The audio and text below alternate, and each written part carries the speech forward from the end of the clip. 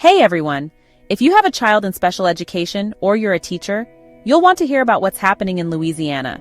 This year, the state passed a new law, Act 479, and it's about to shake things up for thousands of students with disabilities. Let's start with the headline. By February 2026, every special education classroom in Louisiana must have a camera. Yes, every single one. Now, cameras aren't totally new. Parents could already request them, and the state had some funding set aside. But here's the catch. Out of $8 million meant for cameras, schools only spent about $2.2 million. That leaves a lot of classrooms, about 1,600 of them, still needing cameras. At roughly $5,000 per classroom, there's work to do, but the money is still there. So why all this urgency? Well, last year, a report from Louisiana's legislative auditor found that the state wasn't doing enough to keep track of how students with disabilities were treated, especially when it came to seclusion and restraint. These are practices where students are either isolated or physically held back, supposedly for safety. But they can be risky, and families have a right to know what's going on behind closed doors. Here's where the law gets even stricter.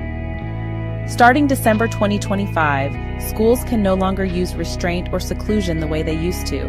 Now, if a child is secluded or restrained, a school nurse or trained staff member has to check on them right away, and staff must file detailed incident reports each time.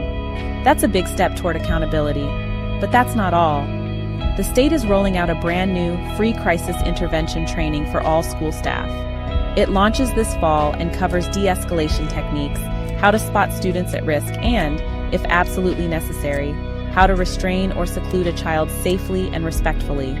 There are 2 levels of training, so everyone, from certified teachers to classroom aides, gets what they need. For districts, the timeline is tight. They have to update their policies and send them to the state by May 2026. In big districts like East Baton Rouge, that means adding cameras to about 200 classrooms. Jefferson Parish, the largest in the state, estimates 300 to 400 teachers and staff will need training. So what does this all mean for you? If you're a parent, you'll have more peace of mind knowing there are cameras and clear rules in place to protect your child. If you're a teacher or staff member, you're getting training and support to handle tough situations with care. Louisiana's new law isn't perfect, and it won't solve every problem overnight. But it's a big move toward making special education classrooms safer, more transparent, and more supportive for everyone. The countdown has started. Let's see how it all unfolds.